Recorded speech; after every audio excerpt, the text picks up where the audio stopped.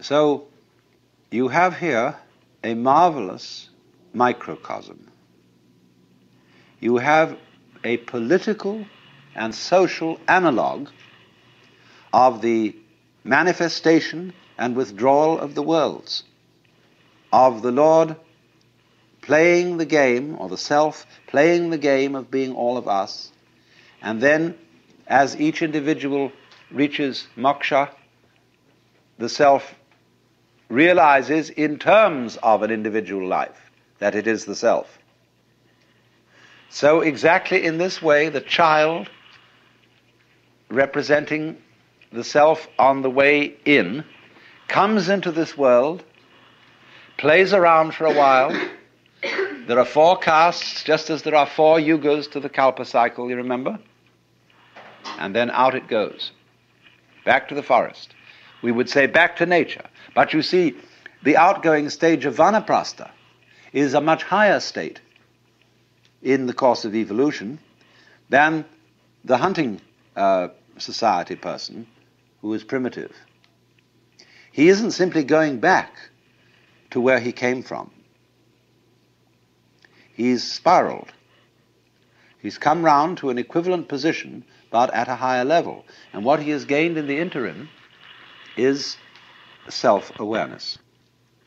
I mean that too in the ordinary sense when we speak of self-consciousness. See, it's not much fun to be happy and not know it. We need a certain resonance. Self-consciousness is an echo in our heads, an echo of what we do, but wouldn't be aware of doing it if there wasn't an echo.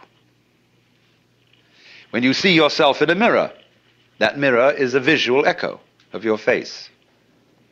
And that's why in a room such as this, it's a very comfortable room for me to talk in, because it has resonance. And so self-consciousness is neurological resonance. Now you know how troublesome resonance can get if it's not properly worked out. You can get echoes that just won't stop. So you go into a great cave somewhere and you say, "Hi!" It says, "Hi, hi, hi, hi, hi, hi, hi, hi, hi, hi, hi, hi, hi, hi, hi," all off in the distance. See? That's very confusing. Now that's the sort of snarl that self-consciousness can get into, and we call it anxiety.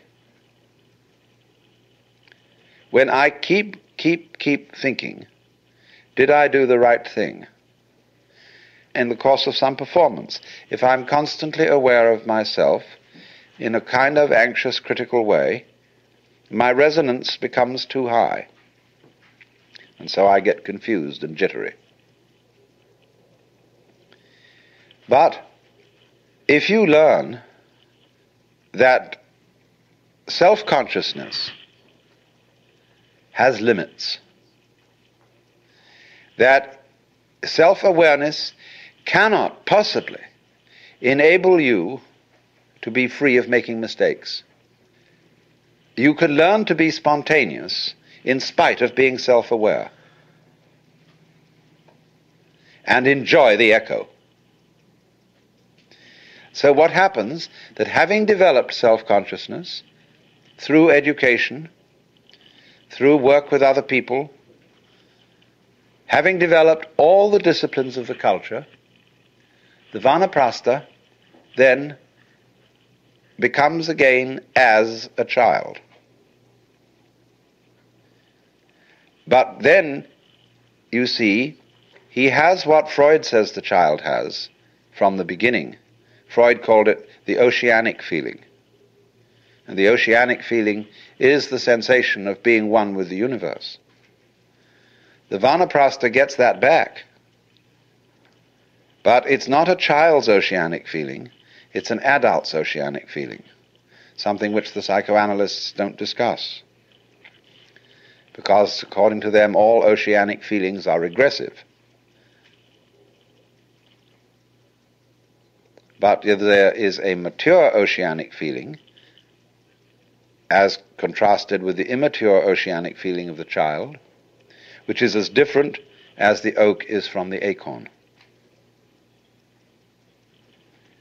And so you can have this sensation, you see, of total unity with the cosmos, of the, shall I call it, expansion to infinity or contraction to infinity of your identity, without forgetting society's game rules with regard to you. In other words, it doesn't mean that you forget your address, telephone number, social security number, and the name you were given. You remember all that. And you can play that game when necessary. But you know it's a game. So, there is no way, as a matter of fact, of escaping from playing these games.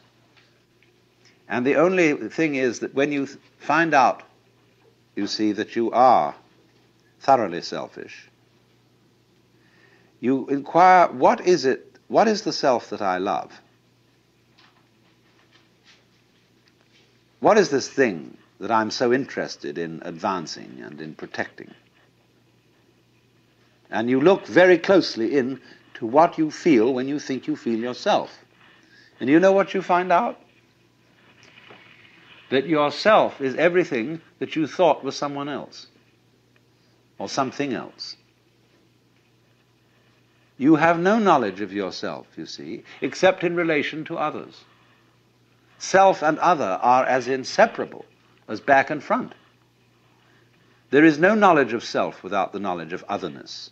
There is no knowledge of the voluntary without the knowledge of the involuntary, of can without can't. So they go together. And that going together of self and other is non-duality. That's Advaita. That is the self with a capital S.